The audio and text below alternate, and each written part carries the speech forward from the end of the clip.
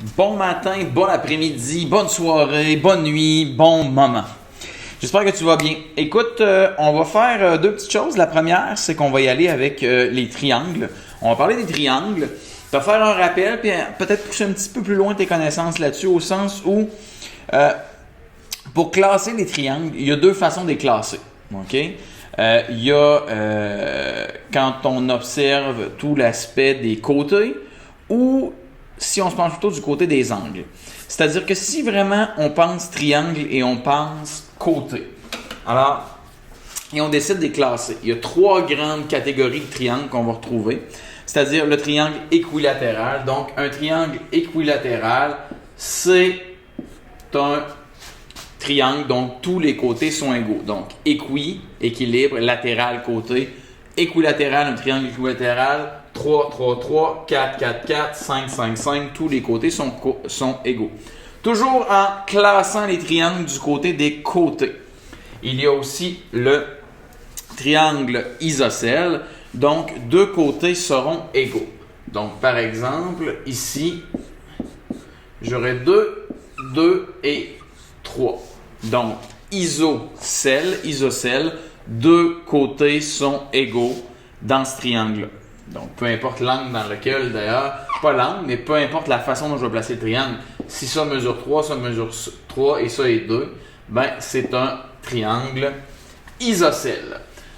Dernier triangle, quand on décide de les classer selon les côtés. Alors, un côté de 5, admettons, un de 6 et l'autre de 4. Je sais que c'est pas fait à l'échelle, évidemment. Donc, aucun de mes côtés ne sont égaux. On va parler à ce moment-là d'un triangle scalène. Aucun côté pareil, c'est scalène. Donc, toujours en regardant les triangles, en voulant les classer selon les côtés, on va parler du triangle scalène. Alors, il y a une autre façon de classer les triangles, c'est-à-dire c'est en les regardant du côté des angles. Alors, il y a des triangles qui vont être équiangles.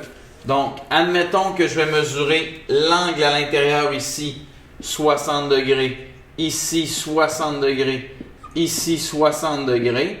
Donc, à ce moment-là, je vais avoir un triangle qui sera équiangle. Donc, tantôt on dit d'équilatéral, tous les côtés sont égaux, équilibre latéral. Équiangle, c'est la même chose, c'est tous les angles qui sont égaux. Alors, si on a un triangle aigu, on va avoir un triangle, dans le fond, dont tous les angles vont être aigus. Je te rappelle qu'un triangle aigu, l'angle aigu dont on parle, c'est un angle qui va être plus petit que 90 degrés. Donc, un angle droit, on sait que c'est 90 degrés. Si on prend notre rapporteur d'angle, si on prend le coin d'un livre, qu'on met ça là, c'est droit comme ça. On a une mesure de 90 degrés. Un angle aigu, c'est à partir de 49 degrés et moins. Dans le fond, une espèce de bec de canard qu'on va fermer.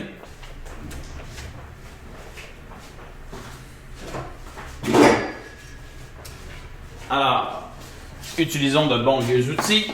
Vous savez comment que j'aime le bois. Donc, un angle aigu, je veux être certain, je place ma ligne droite de mon rapporteur ici. Je pars toujours de 0. Donc, je pars de 0 en montant. Donc, ici, j'ai un angle aigu de 54 degrés. Donc, on revient au triangle. Donc, un triangle qui serait aigu. Les trois angles sont aigus. Un triangle rectangle. On le connaît bien, ce triangle-là. Donc, peu importe comment il est formé, il y a un angle droit, il y a un angle de... Je pars de 0, 90 degrés. Donc, c'est un triangle rectangle. Il y a un angle droit dedans. Un triangle obtus, maintenant, c'est un triangle dans lequel il y aura un angle obtus, c'est-à-dire un angle de plus de 90 degrés. Donc, je place ça ici. Je pars toujours de 0 de la ligne ici. Je me rends jusqu'à 134 degrés. Donc, j'ai un angle obtus. Si je voulais, dans le fond, faire un triangle avec ça, je pourrais fermer ça comme ça. Et voilà.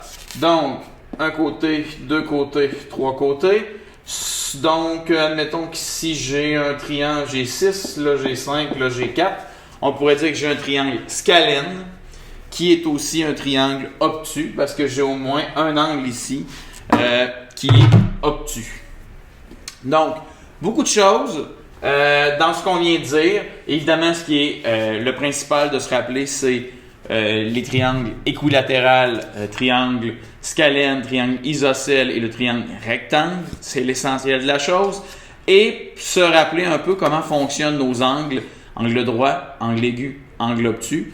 On en a parlé probablement en classe aujourd'hui. On va en reparler cette semaine. Donc, tout le mystère des angles et ce qui les entoure. Merci, à demain.